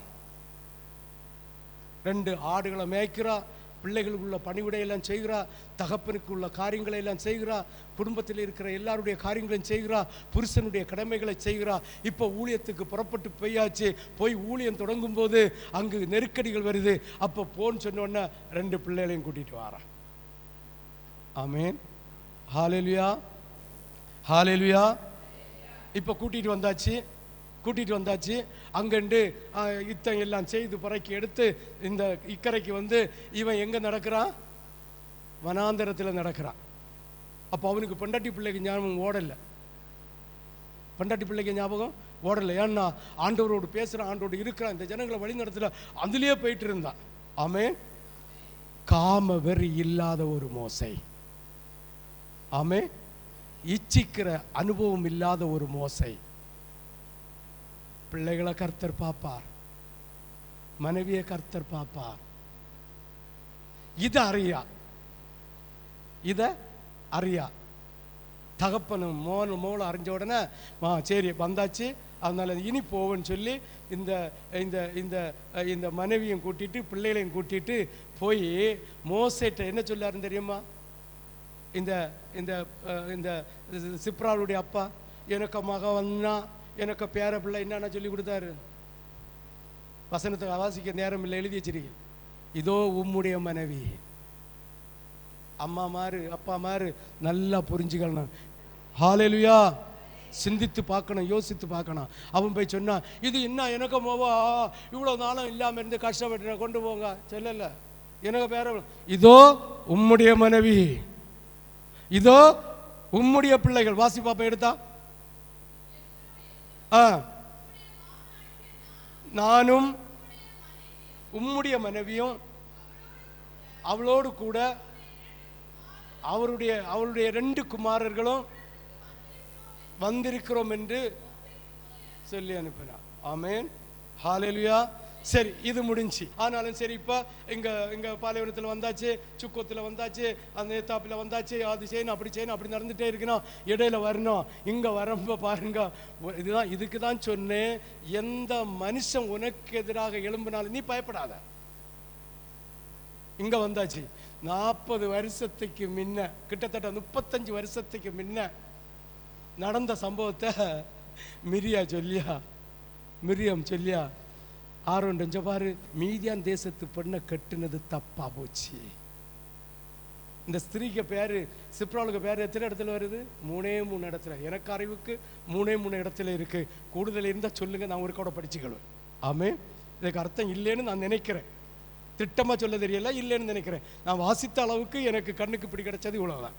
ஆமே, அப்போ நல்லா புரிஞ்சுலுங்க, நல்லா புரிஞ்சுலுங்க. எத்தனையோ வருஷத்துக்கு முன்ன பிள்ளைகளுக்கு வயசாச்சு, பிள்ளைகளை காண வேண்டிய வயசாகுது. அவ்வளோ நாள் ஆனதுக்கு அப்புறம் இந்த மிரியன் சொல்கிறா, இந்த அண்ணம்பையில நானாக்கம் வளர்த்துனேன், நான் இல்லைங்கி இவன் ஆத்தோட போவஞ்சான், நானாக்கம் என் அம்மையை கொண்டு பால் கொடுக்க வச்சேன், அந்த ஸ்திரீக்கிட்ட போய் எல்லா சௌகரியம் வேலையெல்லாம் செய்து கொடுத்தேன், தம்பி பேரை வளர்த்தேன், இப்படி ஆளாக்கினப்ப என்ன இப்போ கவனிச்சவே இல்லை. பெண்டாட்டியே கவனிச்ச நேரம் இல்லை, எப்படி இவ்வளோ கவனிப்பாய்? ஆரோன் சேர்ந்து சொல்லுனா, இது மோசை காதில் கேட்கல, அது சிப்ராளுக்கு விரோதமாக இவங்க 2 பேரும் போட்ட சதி திட்டத்தை இந்த சிப்ரால் பறவையை போல இரக்கக்கணம் உள்ளவளாய் இந்த மீதியான் தேசத்தினுடைய சுபாவம் இல்லாமல் மோசனுடைய சுபாவத்தை அறிஞ்சு, மோசனுடைய இரக்கத்தை அறிஞ்சு, எப்ராயிம் தேசத்து தேவனை அறிந்து புரிந்து நடந்தது நிமித்தம் இந்த மிரியத்தை பார்த்து குறை சொன்னதை கர்த்தர் பார்த்தார். அவர் எரிச்சல் அடைந்தார். மிரியம் குஷ்டரோகியானார். கடைசி வரை மிரியம் மன்னிப்பு கேட்கல. தெரியுமா? திமிரு. ஏன் என் அண்ணன் மட்டும்தான் தீர்க்கதரிசியோ? இயேசு எங்கள்கிட்ட பேச மாட்டாரோ?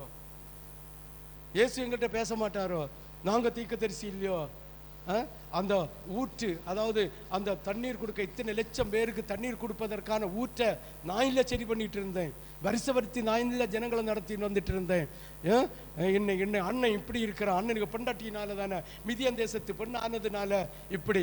அதே மாதிரி குடும்பத்தில் உள்ள மகனுடைய மனைவியை எக்காரணத்தை கொண்டும் இழிவுபடுத்தக்கூடாது.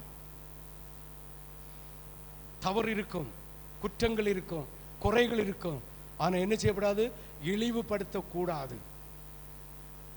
மிரியாம் அவ்வளவு அந்த அந்த அந்த சிப்ரால் பறவை போல, கள்ளங்கபடில்லாத பறவையை போல அவ வாழ்ந்து கொண்டிருந்தாள். அவன் பாருங்க, என் மாப்பிள்ளை பிரகாசிச்சான், என் மாப்பிள்ளைகிட்ட சொன்னா ஊற்ற பங்கச்சி கொடுக்க வேண்டிய இந்த வேலையை கொடுக்க மாட்டானா? இல்லை புருஷா, நான் உன்னை பெண்டாட்டி என் கொக்காலு கொடுத்தா எனக்கு தான் கேட்டா கொடுக்க மாட்டானா? கொடுப்பானா கொடுக்க மாட்டானா? கொடுப்பான். கேட்கவே இல்லை, கேட்கவே இல்லை. தன் புருஷனுக்காக திறப்பில் நின்று, தன் புருஷனுக்காக ஆண்டவருக்கு பாதத்தில், அதாவது குறுக்கே நின்று, அதாவது திறப்பிலே நின்றா குறுக்கே நின்று ஆண்டவருடைய ஆசீர்வாதத்தை மோசை விட்டு அகன்று போகாதபடிக்கு காத்து கொண்டிருந்தார். 3 இடத்துல தான் பிரகாசித்தார். சிந்தித்து பாருங்கள். அந்த சிப்ரால இந்த மிரியம் குறை சொன்னா, இந்த ஆரோன் குறை சொன்னா பாருங்க. இந்த மிரியம் மன்னிப்பு கேட்கல. ஆரோன் குஷ்டரோகன் கண்டோன்னு அடுத்த குஷ்டரோகம் யாருக்கு வரப்போகுது? ஆரோன் முகங்குப்புற விழுந்துட்டான். தாவீது முகங்குப்புற விழுந்தான், சவுல் முகங்குப்புற விழல. மாம்சத்தில் இருக்கிற ஒவ்வொருவரும் தவறு செய்கிறது சகஜம். ஆனால் ஆண்டவருடைய சமூகத்தில் முகங்குப்புற கேட்டு மன்னிப்பு கேட்கிறவனுக்கு விடுதலை, மன்னிப்பு கேட்காதவனுக்கு சாபம். சவுல் கடைசியில் சொல்றான், என் வேதனை கூடுது. எங்க கிடந்துட்டு? ஈட்டிகை மேல விழுந்துட்டு, என் வேதனை கூடுது. எகிப்து தேசத்தாரைக்கு ஒருத்தம் போற, நீ என்ன தலையை வெட்டினவன தாவீது கொண்டு போட்டான். அபிஷேகம் பண்ணவன மனுஷன் கை வச்ச பாது கர்த்தர் கொல்லுவார். ஆமே. உங்க முன்ன நிக்க ஊழியக்காரனை எதிர்த்து பேச, குறை சொல்ல, அல்லிங்க பரிகாசம் அடிச்ச, அல்லி பழி சொல்ல ஒருத்தியலுக்கு மனைவி முதல் இந்த இருக்கிற ஒரு மனுஷனுக்கும் அதிகாரம் இல்லை. கர்த்தர் தண்டிப்பார். என்ன கொல்லுகிறது, என்ன வளர்த்துகிறது, என்ன கேள்வி கேட்கிறது? என் தேவன். ஆமென் சொல்லு, ஆமென் சொல்லு. ஹல்லேலூயா, ஹல்லேலூயா. இப்ப பாருங்க, இந்த சிப்ராளுக்கு விரோதமா எழும்பினவங்களை சிப்ரால் அறியவும் இல்லை, சிப்ரால் கேட்கவும் இல்லை, அதை பற்றி ஒன்றும் அவ கவலைப்படவும் இல்லை. மோசையும் அறியல, ஆண்டவர் அறிஞ்சார்.